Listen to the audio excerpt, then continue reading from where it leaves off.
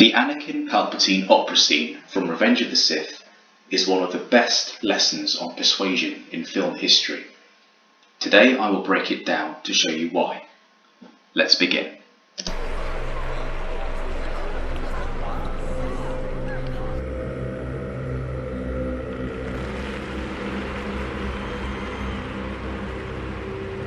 You wanted to see me, Chancellor? Yes, Anakin, come closer. I have good news. In just 5 seconds of dialogue, Palpatine achieves two things. Firstly, he establishes friendship. He welcomes Anakin like an elder relative would a grandson, and seems genuinely pleased to see him. This is something Anakin lacks from the Jedi Council, who teach the suppression of emotion. This friendship comes at a pivotal point in the story, as Anakin feels unappreciated by the Jedi Council rejecting his promotion to the rank of Master because of his age. Secondly, he leads Anakin in with, "Come closer," establishing dominance over him, as symbolised by Anakin kneeling before him. Nice foreshadowing. Our clone intelligence units have discovered the location of General Grievous. He's hiding in the Utapau system. At last. We'll be able to capture that monster and end this war. I would worry about the collective wisdom of the Council if it didn't select you for this assignment. You're the best choice, by far. Aside from the blatant attack on the Jedi's authority, the key persuasive technique here is Palpatine's mirroring of Anakin's opinion. This works so well because, generally speaking, when someone agrees with us, we are more likely to believe that we are right. Palpatine knows Anakin is bitter about not being selected for the mission, and uses this to fuel Anakin's frustration as well as build rapport. Then he gives him an outright compliment, again something Anakin rarely receives from the Jedi. Sit down. Leave us. Pardon the buffering. There. So, more friendly leading and asserting dominance by Palpatine. The most important thing to note here is that Palpatine makes Anakin feel even more important. What must Anakin be thinking? The most powerful man in the Republic is lavishing me with praise, and now he orders his posse to leave so I can sit next to him and be the centre of attention. Imagine being summoned by a CEO or head of state, only for them to dismiss their board of directors or ministers so you can sit down. It would be hard not to feel flattered.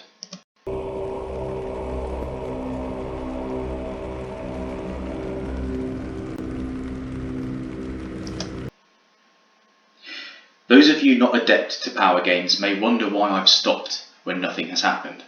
That's the point. Power is just as much about what isn't present as what is. For a near 5 seconds after Anakin has sat down, Palpatine remains completely silent. This shows his absolute control over the conversation to come. He makes it clear that the conversation will begin on his terms. Anakin, you know I'm not able to rely on the Jedi Council. If they haven't included you in their plot, they soon will. I'm not sure I understand. You must sense what I have come to suspect. The Jedi Council want control of the Republic. They're planning to betray me. I don't think that... Anakin, search your feelings.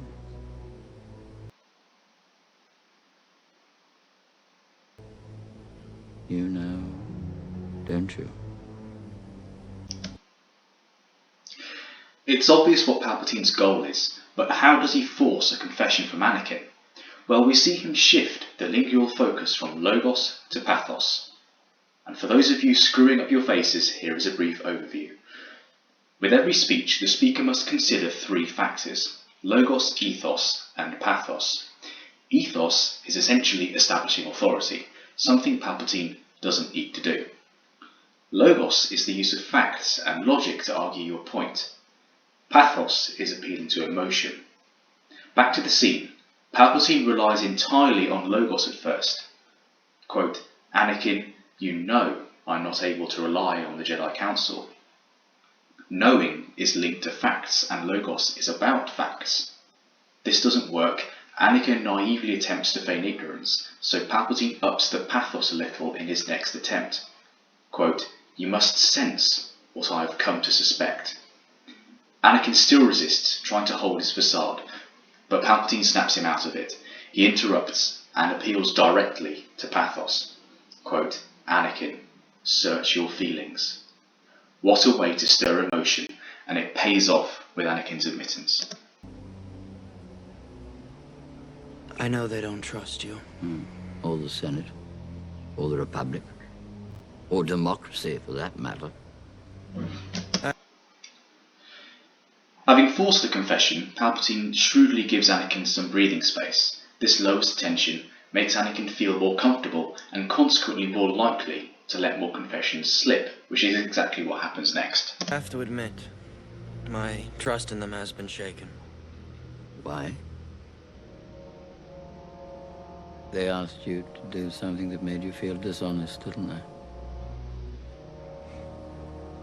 They asked you to spy on me, didn't they?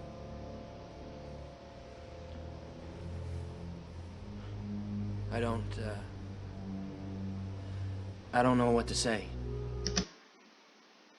Palpatine reads Anakin like a book, and, although not confirmed verbally, the truth is written all over Anakin's body language. Some great acting by Christensen. One observation to pick up here is Palpatine is not angry at Anakin, he is actually quite sympathetic. He seems disappointed that the Jedi would use Anakin as their pawn.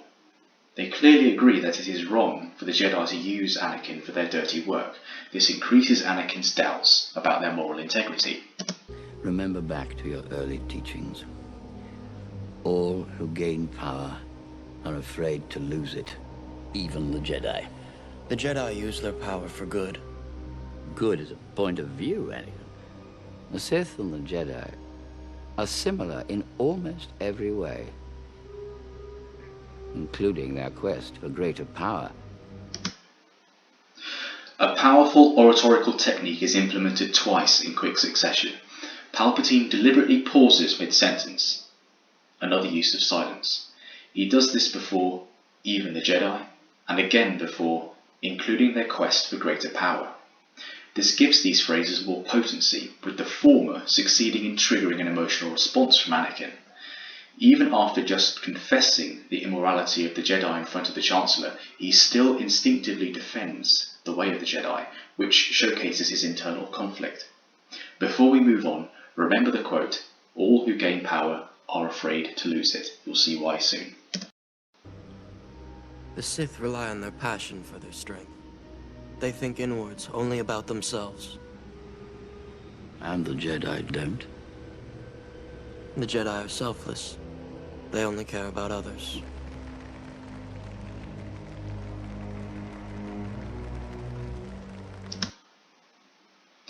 This is the low point of Palpatine's persuasive attempts. He directly attacks the Jedi, which only results in Anakin raising his defences. We see Palpatine's acceptance that he must change tactics. He has run out of ammo, belittling and attacking Anakin's allegiance with the Jedi. Now he looks to glorify the Sith and bait Anakin with the promise of great power. Firstly, he hooks Anakin beautifully.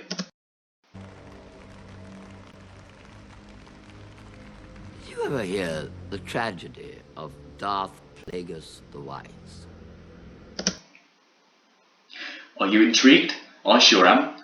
But why? Here we once again delve into the world of rhetoric.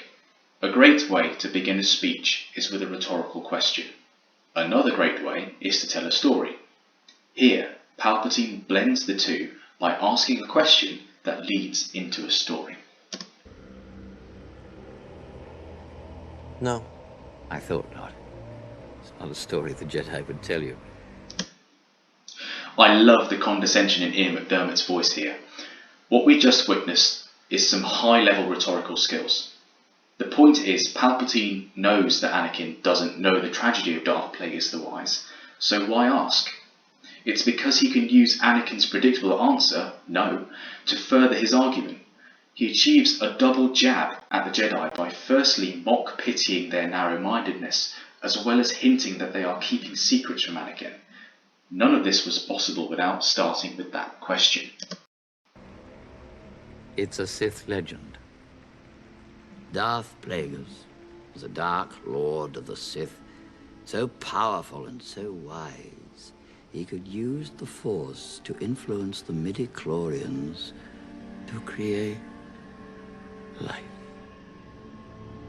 He had such a knowledge of the dark side, he could even keep the ones he cared about from dying.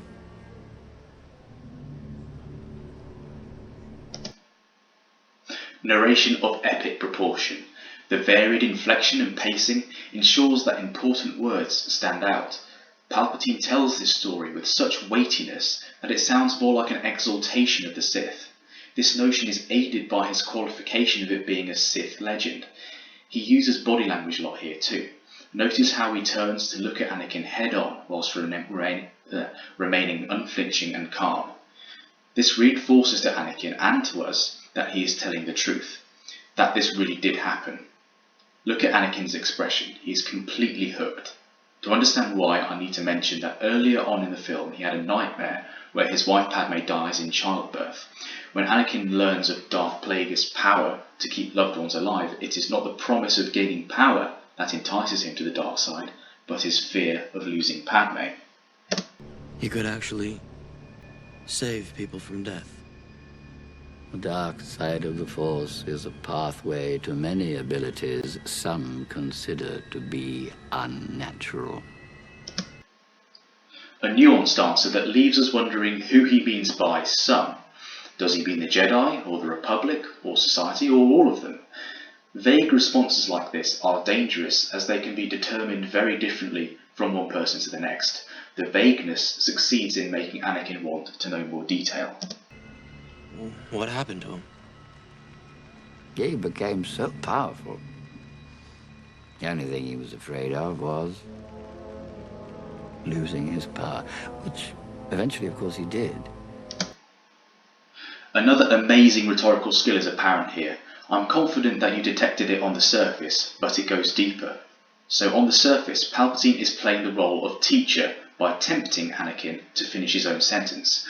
This is a great way to keep students engaged. The nod before he finishes his point is as if to say, I can read your mind, I know what you're going to say, but here is the deeper meaning behind all this. By getting Anakin to think the answer, Anakin is the one who legitimizes Palpatine's earlier point that all who gain power are afraid to lose it. Palpatine enables Anakin to come to this conclusion by himself, so Anakin now owns a part of the point.